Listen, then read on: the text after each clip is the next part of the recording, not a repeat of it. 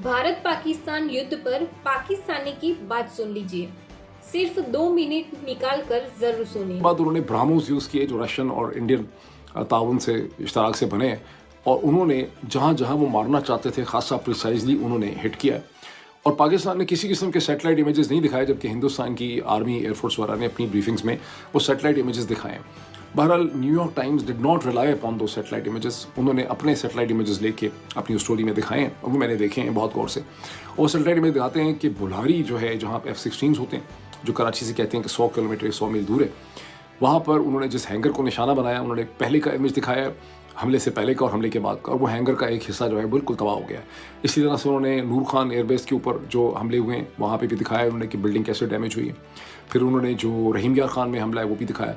तो जहाँ जहाँ उन्होंने 3 या 4 इमेजेस उन्होंने दिखाए हैं जहाँ रनवेज जो हैं वो इंटरप्ट हो गई हैं, जबकि पाकिस्तान साइड से ना तो कोई दिखाए गए हैं सैटेलाइट इमेजेस। और फिर उन्होंने उधमपुर के एयरपोर्ट पर, जहाँ पाकिस्तान ने कहा कि हमने सब कुछ डिस्ट्रॉय कर दिया है, सारे नाकारा बना दिए हैं, ये हमारी स्टेटमेंट थी, मैं भी दोहराता रहा हूँ पाकिस्तान के पीछे पीछे, वो उन्होंने दिखाया कि उधम एयरपोर्ट के पहले के इमेज और बाद के इमेज हैं 12-13 मई के, और उधम एयरपोर्ट को किसी किस्म का कोई नुकसान उसके रनवे को नहीं पहुंचा।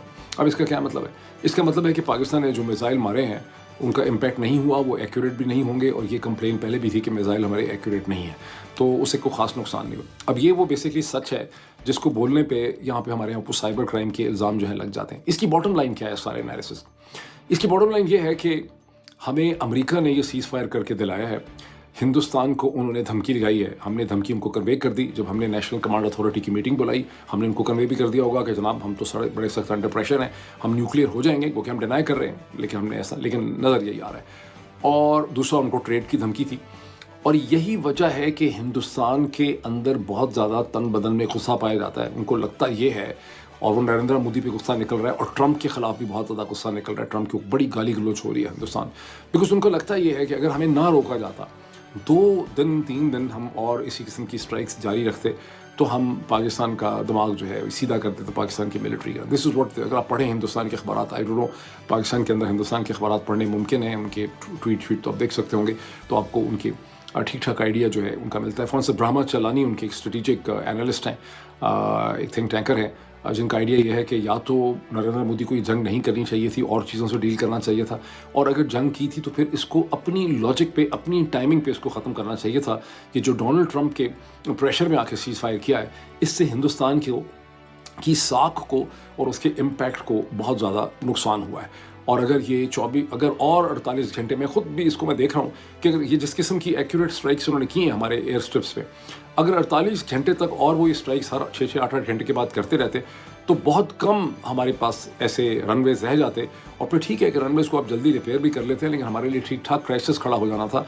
और फिर हमने देखा कि हम प्रैक्टिस कर रहे थे कि हम मोटरवे से भी इस्लामाबाद लाहौर के दरमियान उड़ा सकते हैं, शायद पेशावर इस्लामाबाद को भी इस्तेमाल कर सकते होते, लेकिन तो क्या इंडिया के ब्राह्मोस मिसाइल्स जो हैं वो हमारी मोटरवेज पे भी जगह जगह शगाफ नहीं डाल सकते थे।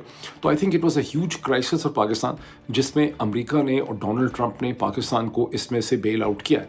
और इसमें से ये गलत मतलब अब नहीं निकालना चाहिए, और मेरा ख्याल है निकाल भी नहीं रहे होंगे। पब्लिक को बेवकूफ़ बनाने के लिए, फुद्दू बनाने के लिए और किस्म की कहानियाँ होती हैं, अंदर आपको हकीकत पता होती है कि आप बार बार अमेरिका को भी यूज़ नहीं कर सकेंगे, और ना ही आप बार बार न्यूक्लियर कार्ड जो है वो प्ले कर सकेंगे। इसका मतलब ये है, कि बहुत देर तक हिंदुस्तान के अंदर कोई हमारे रिलेटेड जो है गंद नहीं होगा, कोई बड़ी चीज़ नहीं होगी। हाँ, अब वो खुद पैदा कर लें, अगर वो खुद को ही कल कोई चीज़ पैदा कर लें हमें ठोकने के लिए या सजा सुनाने के लिए, वो एक अलग चीज़ है।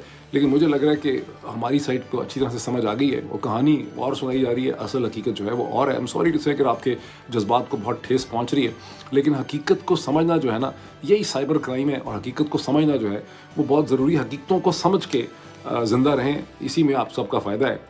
अच्छा जी, आगे चलते हैं। ये भी माइंड में रख लें कि 1971 फिर भी पाकिस्तान क्या देखकर अपनी जनता को बेवकूफ बनाता है?